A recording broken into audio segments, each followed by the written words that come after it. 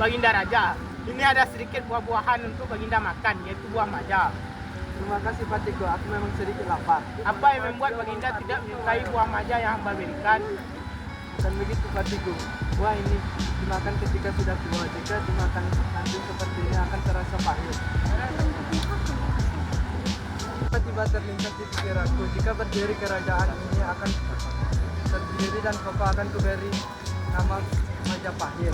Apa yang membuat Baginda lebih memilih buah Majapahit ini untuk nama kerajaan kita? Karena lahan banyak dikelilingi pohon maja yang buahnya terasa pahit. Itulah alasan Raden Wijaya mengapa ia memilih nama Majapahit untuk nama kerajaannya.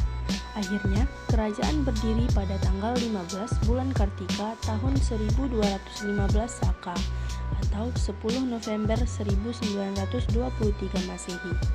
Setelah kerajaan Majapahit berjalan di bawah pemerintahan Raden Wijaya, memiliki patih bernama Ranggalawe dan Lembusora.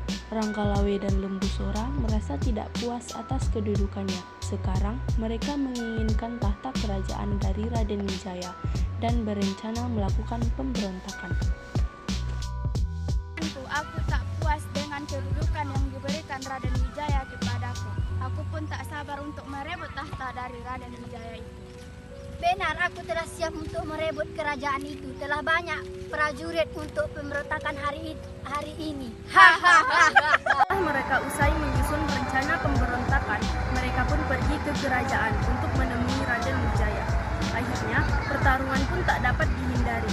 Akhir dari pertentangan itu adalah sebuah pertarungan yang mengakibatkan Raden Wijaya meninggal pada tahun 1309, dan untuk menghormati Raden Wijaya dibuatlah patung dalam bentuk Dewa Wisnu dan Siwa. Raden Wijaya pun digantikan oleh Jaya Negara. Namun tidak disangka Jaya Negara bermain intrik dengan istri seorang tabib yang bernama Tabib Tanca. Tanpa sepengetahuan Jaya Negara, Tabib Tanca ternyata telah mengetahui hal tersebut. Hingga pada akhirnya, pada malam saat semua telah terlelap, Tabib Tanca memasuki kamar Jaya Negara dan membunuhnya dengan menusuk Jaya Negara. Jaya Negara meninggal pada tahun 1328.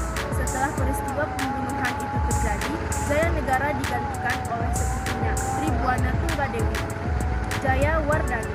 Di dalam masa pemerintahannya, banyak terjadi pemberontakan. Salah satunya adalah pemberontakan di Sadek dan Kutik pada tahun 1331. Pemberontakan ini berhasil ditempas oleh Gajah Mada. Gajah Mada, kamu telah berhasil membantu kerajaan dari pemerintahan di Sadek dan Kutik. Aku sangat berterima kasih kepadamu. Dengan pengabdianmu, aku mencarimu balas dengan saja itu pantas mendapatkan gelar tersebut sebagai buah kemenangan.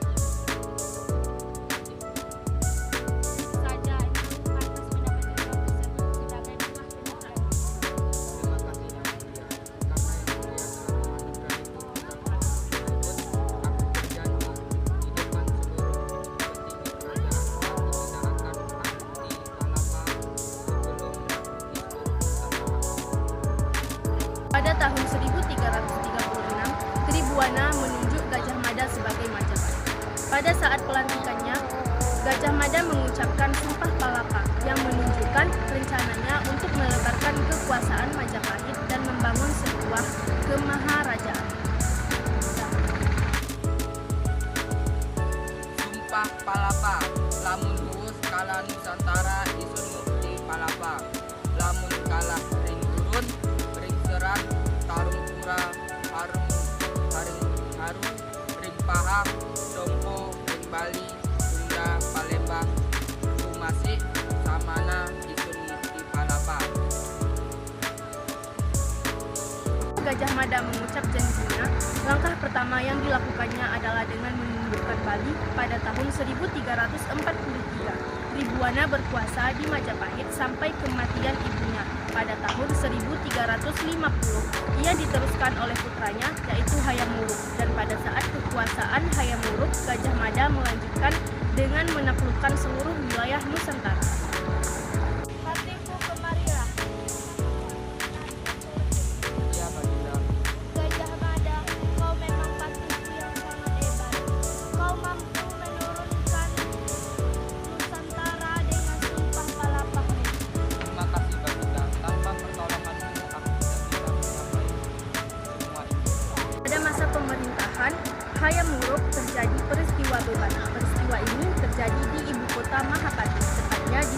lapangan luas awalnya ini adalah sebuah tipu muslihat Gajah Mada untuk menundukkan kerajaan Sunda Pajajaran. Gajah Mada telah berhasil mendatangkan Raja Sunda Sri Baduga Maharaja dan putrinya Dyah Pitaloka. Wahai Sri Baduga, rajaku ingin meminang putrimu, tapi kau harus mengakui kedaulatan kerajaan Majapahit. Apa kau setuju? Apa? Tidak, aku tidak ingin menjadikan putriku sebagai alat permainan politiknya. Dasar kau, jika kau tidak ingin prajuritmu gugur dan peperangan, maka terimalah penawaranku. Apa kau mengerti? Tidak, aku tidak ingin menikahi rajamu. Aku akan setia dengan kerajaan. Baiklah, jika itu maumu,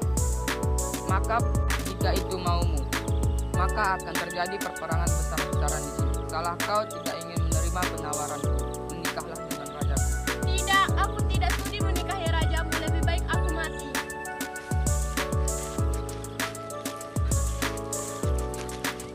Baduga tidak dapat menghalangi keinginan putrinya dan Dyah Pitaloka pun mati. Terjadinya peperangan yang melibatkan dua kerajaan tersebut yang dikenal dengan peristiwa Bebat. Setelah peristiwa Bebat, Mahapati Gajah Mada mengundurkan dirinya dari jabatan karena usia. Terima kasih telah mengabdi pada kerajaan. Jasamu akan diangkat oleh sejarah. Saya akan tetap terus berjuang demi kerajaan Majapahit. Karena kematian Gajah Mada dan ibunda Tribuana Tunggadewi, Hayam Wuruk kehilangan penasihatnya dan menyebabkan kerajaan menjadi gunjang ganjing.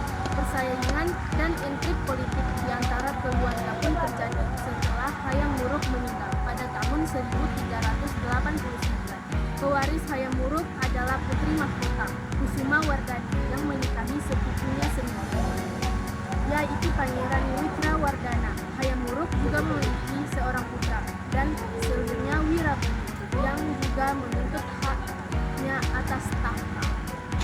Rama kemari, berani sekali kau mengambil tahta kerajaan dari anakku. Apakah kau tidak tahu dia belum siap untuk menjadi raja di kerajaan ini? Apa? Belum siap? Dia sudah siap menjadi raja karena ini memang haknya, bukan hakku. Maka dari itulah aku yang akan menggantikan istriku. Oh, bangga sekali kau mengatakan itu. Yakin jika kau menjadi raja, kerajaan ini akan runtuh. Perselisihan antara Wirabumi dan Wicrawardana meletus menjadi perang Rekrek tahun 1405. Rekrek artinya perang bertahap demi tahap dalam tempo lambat. Pihak yang manapun silih berganti, kadang pertempuran dimenangkan oleh pihak timur, kadang dimenangkan oleh pihak barat.